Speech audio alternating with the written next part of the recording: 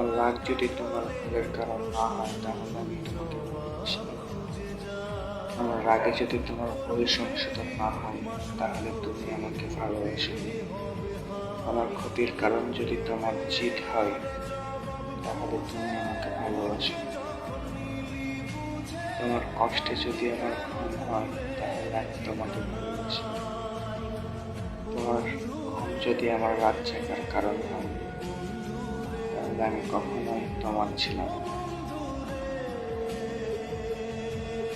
ঝগড়া গ্যাঞ্জাম একটা রিলেশনের ভিতরে সবসময় থাকে। আমাদের উচিত কি জানো? আমাদের উচিত এই ঝগড়া গ্যাঞ্জামের কারণটা খুঁজে বের করা, সেই কারণটাকে জীবন থেকে বাদ দিয়ে দেওয়া, তাহলে সব মিটে যায়, কোনো ঝগড়া গ্যাঞ্জাম থাকে না।